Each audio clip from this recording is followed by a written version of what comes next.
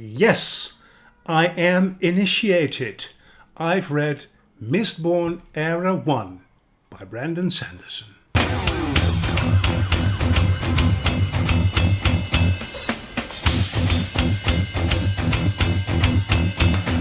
Hello everyone and welcome to Dutch Greybeard.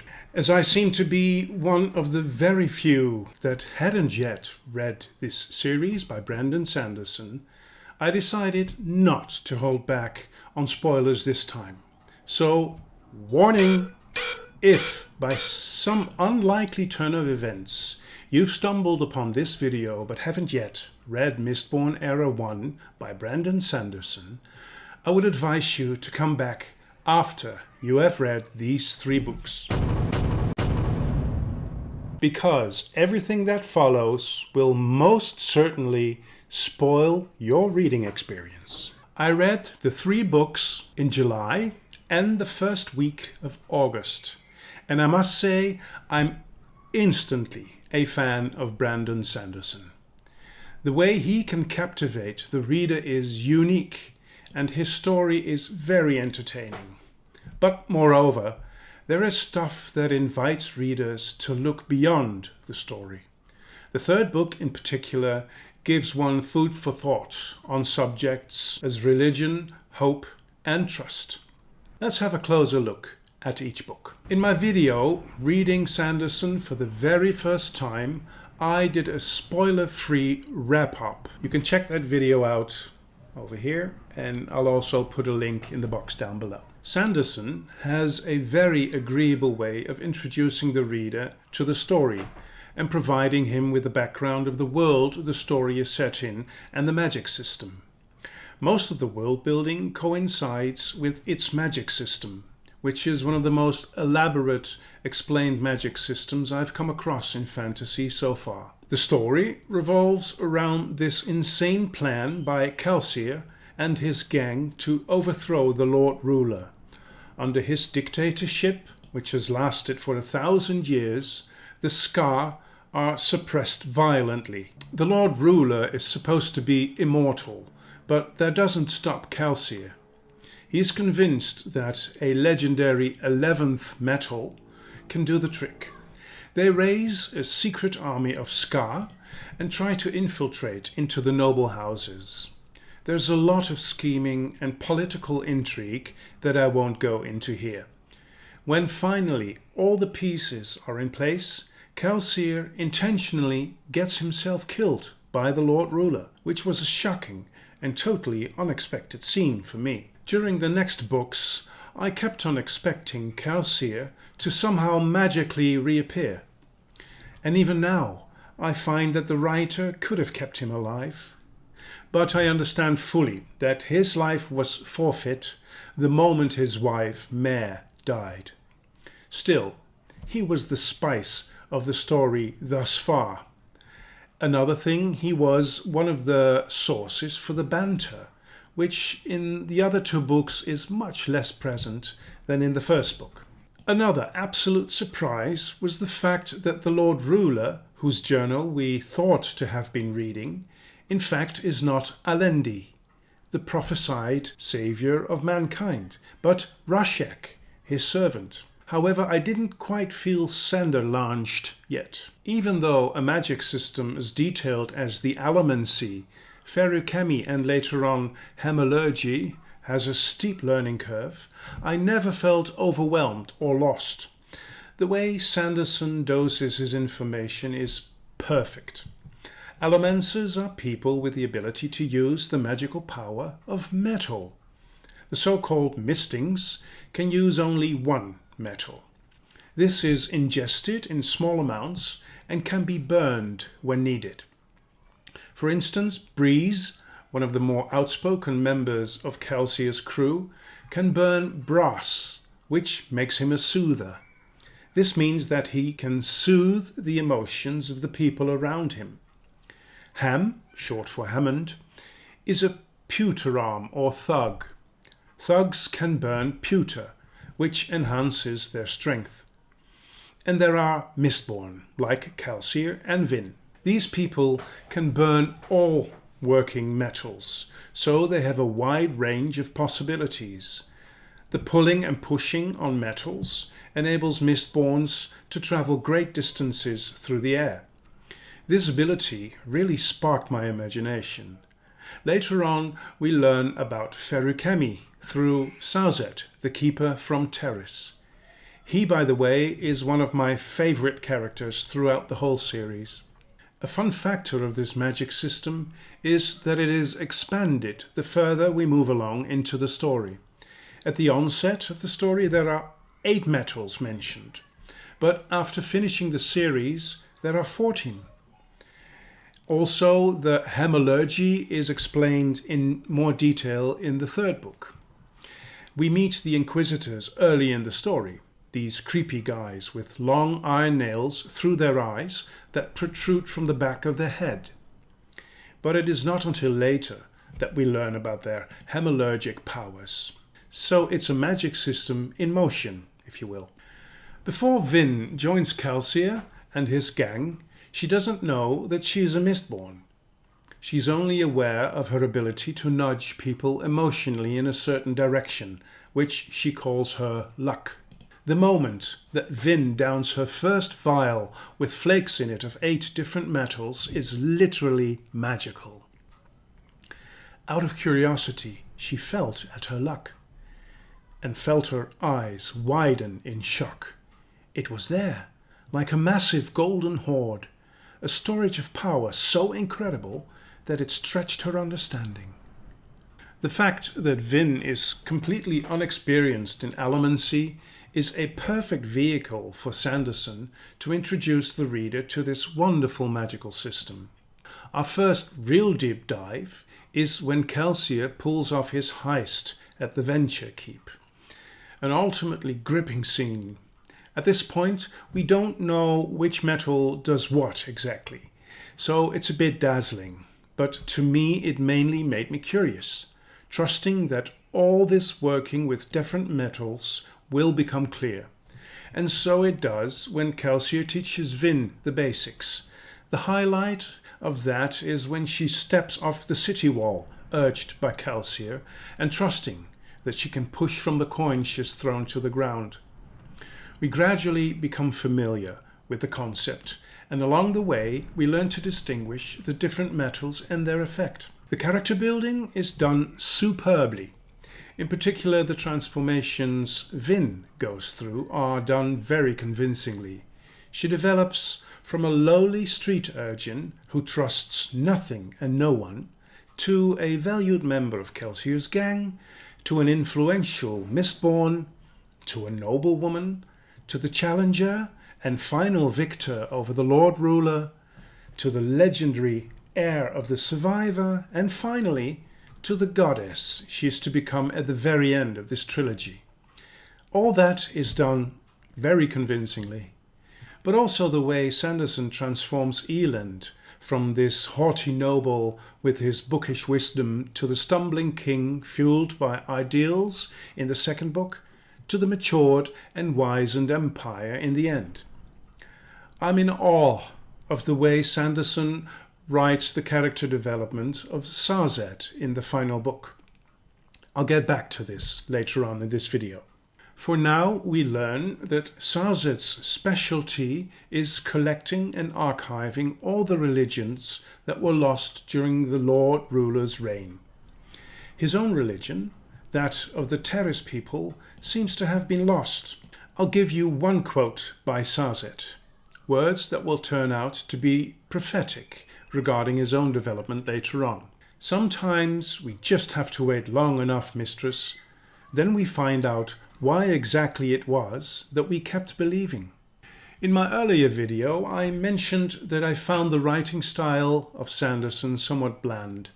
Adequate, but not poetic by any means. Usually I'm quite sensitive about this, but in this case it soon became irrelevant, because the story captivated me completely. It's like stepping into a beat-up old car. The first miles you wish you had a faster or more beautiful car, but gradually the only thing that grabs your attention is the amazing view of the landscapes that you're driving through. and Sanderson provides his readers with some stunning landscapes. For me, reading most trilogies is like reading one book, divided into 3 parts. That goes for Mistborn Era One as well. For instance, it's quite obvious that at the end of the first book things aren't done. The deepness has not yet been addressed at that point, and even though the Lord Ruler has been eliminated, it is clear that something much bigger is at stake here. And what about these strange Kandra? And where is that fabled stash of atium? So, moving on from the first book to the next is like turning a page for me. The second book, The Well of Ascension, had just the slightest hint of middle book syndrome for me. It starts off very slow for the first 250 to 300 pages. This is partly due to the storylines of the 3 armies attacking Luthadel and the naive and idealistic way Elend wants to rule his kingdom. These storylines didn't keep me on the edge of my reading seat. Especially the pages about the theory of ruling a nation could be boring at times. We learn a lot about the political background and about these strange creatures, the Colossus. But for the story arc of the 3 books, it wasn't very essential in my opinion. More entertaining were the way Tindwyl, a Terrace woman keeper, educates Elend in how to act like a king, and the budding love between her and Sazed. There is this beautiful dialogue between the two about the worth of religion. I think religion is a good thing, and belief is a good thing, but it is foolishness to look for guidance in a few vague phrases. Still, I will hope, when Tindwyl has been killed during the attack by the Colossus army, all Sazed's knowledge about religions has become useless. That didn't give him what he needed. They didn't assure him that Tindwyl's spirit still lived. Instead, they made him question. If so many people believed so many different things, how could any one of them, or even anything at all, actually be true? He was a creature who knew 300 religions, yet had faith in none of them. We also learn more about the Kandra through Oresur, the Kandra who is under contract of Vin. We later on learn that Oresur has been killed by his fellow Kandran Tensun. He is a Kandra who is working for the enemy. Their interaction is one of the most interesting parts of this book to me. Also very intriguing is the way Elend's half-brother Zane plays his part. He is a Mistborn, and he deserves a separate video really, because of his background and the way he tries to deal with the anger inside of him. The way the mists change and the increasing ash falling from the sky gave me a sense of approaching doom. At this point, we're still guessing about what the Well of Ascension is and who the Hero of Ages is. About the latter, very early on, I already didn't believe that this was going to be Vin. All fingers point too emphatically in her direction. Guided by an elementic thumping only she can hear, Vin finally discovers this Well of Ascension, underneath Credit Shaw, the palace of the Lord Ruler. Convinced that she's the Hero of Ages, she believes it to be her duty to release the power that is in this well. The Mist Spirit, who will be revealed as Preservation in the final book, tries everything to prevent this from happening. When Vin does release this power, she has freed Ruin from his prison. This scene at the well is the absolute highlight of the second book, where everything comes together. Here is where Sanderson displays his gift for storytelling the best. The third book, The Hero of Ages, is by far the best in the trilogy, as it should be. All the small things like the voices inside people's heads, the strangeness of the Kandra and the Colossus, how the Inquisitors operate and where they fit in, everything gets resolved in a very satisfying way. Is it a Sanderlanche? I don't really care. Brandon Sanderson has won me over completely with the Hero of Ages. There is way too much going on in this book and the series as a whole than I can possibly cover here, so I won't even try. With the release of Ruin, the world seems to head for doom inevitably. More ash falls from the sky, earthquakes occur more often, and the mists obscure the light of the sun more hours every day. Preservation, Ruin's opposite, is too weak to fight him. His final gift was a bead of lerasium, a metal that turned Elend into a Mistborn when he ate it. Against the background of this dying world, several storylines march toward the epic ending. There, at the end, Vin battles Marsh. He is Kelsia's brother who has been turned into an Inquisitor.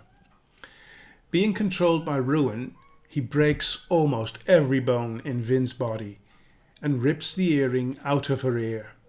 She is near death. When she killed the Lord Ruler at the end of the first book, she was able to draw power from the mists. That's why she was able to overpower the Lord Ruler. She hadn't been able to do that again. Not knowing that her earring, metal in her body, prevented her from drawing on the mists. Freed from the earring, she finally manages to draw power from the mists, which fills her with an endless reserve of all metals. Easily, she kills all the remaining Inquisitors except Marsh. Then she sort of vaporizes and is turned into the goddess Preservation. In the meantime, Sazed has found the atium storage in the Kandra homeland. The atium, which secretly has been stored there by the Lord Ruler, is Ruin's body. Once he gets access to this body, the end of the world will be executed immediately. Elend hands out all the atium to the Mistings in his army and starts their last battle against the Kolos army. This way, there is no body left for Ruin to return to. Elend fights Marsh, who is still controlled by Ruin. Vin cannot intervene and has to witness how Marsh kills her husband. With nothing left to lose, Vin attacks Ruin. Since they are evenly matched, they are both killed. Then Sazed, who turns out to be the Hero of Ages, restores the world to the state it was in before the Lord Ruler came to power 1,000 years ago. This more than epic ending was breathtaking, although it's a little bit over the top. The conclusion, where Vin and Elend are both killed, reminds me of the ending of Duntonwood by William Horwood. Here, the two most important moles, Rebecca and Bracken, are buried beneath the stone of Duncan. A sad but satisfying ending.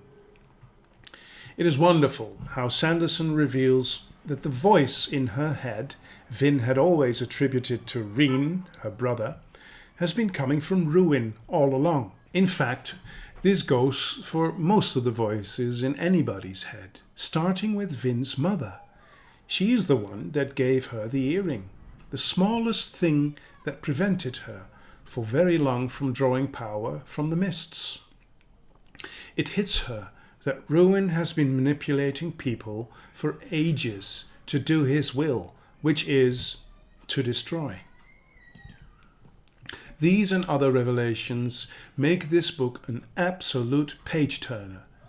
The intricate way how even the seemingly smallest detail plays its part in the story is awesome. I was most impressed by Zazed's struggle with his faith. After Tindwyl was killed, life has lost its meaning for him, unless he can find a religion in his archive that makes sense. That's his mission, to study all the religions in his archive and determine which one of them is true. Without exception, he concludes for every religion not true. Teachings are directly contradicted by observed events. During most of this book, Sazed feels traitorously apathetic.